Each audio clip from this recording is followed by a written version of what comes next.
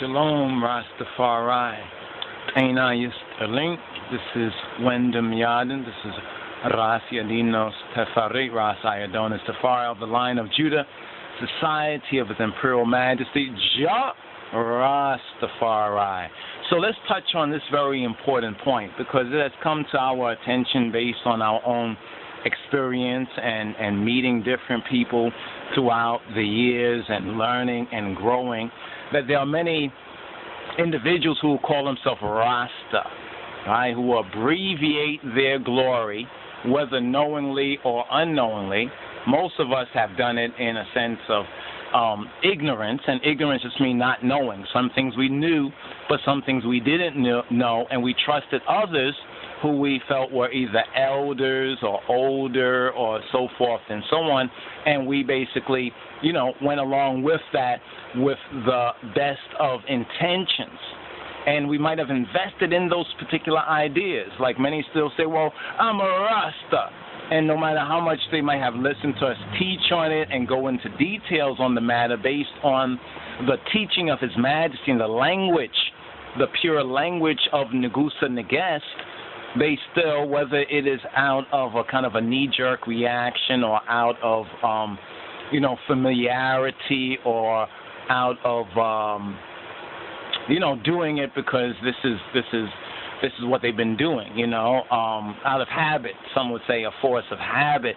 They abbreviate, right? They abbreviate their glory. Now, when you abbreviate your glory, now remember what the teaching of His Majesty Negus and Negus is. The teaching of the King of Kings is, for my part, I glory in the Bible. And what is very noteworthy and interesting and glorious concerning the teaching, the pure teaching, the real teaching of His Imperial Majesty, why Bob wept, why Bob Marley wept, Burhana Selassie, because he started to learn more of the half of the story that was not told. Right? And there's a half of the story, brothers and sisters, that we are not told. And we have to seek it out. As it says, ask, right? And it shall be given. Seek and you shall find. Knock, and the door shall be open to you. But if you're born big and not born as a child, then you're unteachable. And there's many folks out there who are unteachable. And this is where you have to receive the grace of the Bein Ha-Elohim. You have to receive the grace of His Majesty's Christ to be able to face and confront these different individuals who are either in ignorance, what does His Majesty said, error, ignorance, or envy, right? Who are in ignorance, error, or envy. It's one of those three. Either they don't know, either because they don't know, they started to do wrong because they don't know, believing that it's right, like killing people for God's sake, saying that if you don't believe in my religion, you understand, then we should just kill you because you just don't believe in my religion and you're the infidel. You understand? Well, actually, they are the infidel. Now, this is all just the introduction to this particular I don't know if I'll call it a lecture, perhaps it's a sermon, but it's a teaching. It's a response. It's a responsa from our Hebraic and Judaic roots. It's a responsa. One asks a question and there's a response. We have this in the New Testament. Hawaria Paulos, Paul. Much of what is misunderstood in Paul's writing is because it comes from the ancient Judaic tradition of the Rebbe and the learned ones and the Hasidim and the brethren really reasoning vigorously on certain matters of right and wrong and scripture and interpretation in order to find the truth, seek the truth for themselves. Now, the truth of this particular matter, why I have the Futul Habasha, the Futul Habasha, the conquest of Abysinnia, otherwise known as Ethiopia, is because I want to ask y'all, right, that might look at the title, and we're going to call this one right here, Mature Rastafari, or Mature Rastafarians, if you please, but Mature Rastafari cannot be Muslims Mature. This is the key. If you're immature, if you're a Rasta, you're abbreviated, deviated, then so be it, because you're not really on the way. You've gone astray from the way. You understand? You're in darkness. You need light.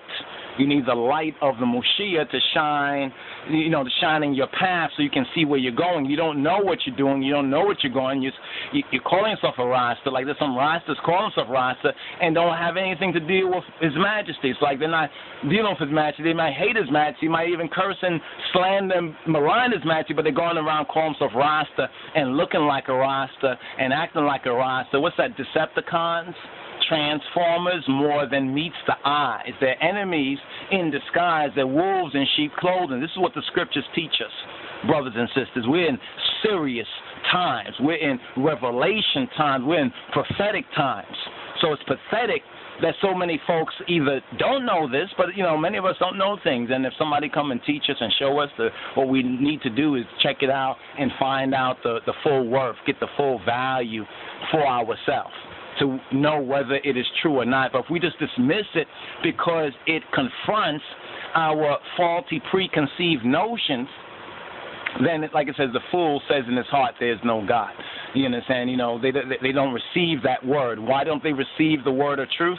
Because it will shine light on their evil deeds. And this particular evil deed, the Futul Habasha, the conquest of Abysinnia. Let me sum it up right here for you, and we'll get into the next part of it. I'm looking at the time right now in this first part.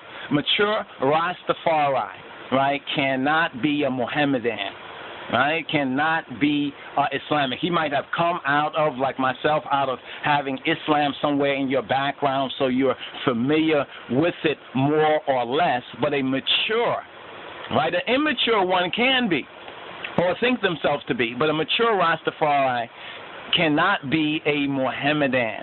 And the answer, why is that so? Well, the Futul Habasha, the conquest of Abysinnia or of Ethiopia, and they're still about this particular agenda. Make no mistake about it. They're still about this. Right now they've got the whole new scheme. It's not the British East India Company. Now it's the British East Africa Company. And this is where we're getting these particular terroristic and violence and taking over culture and seducing people with their opiate or their opium, right, which is their Zalmuna religion. So a true Rastafari, or a mature Rastafari, right, cannot be a Mohammedan, right?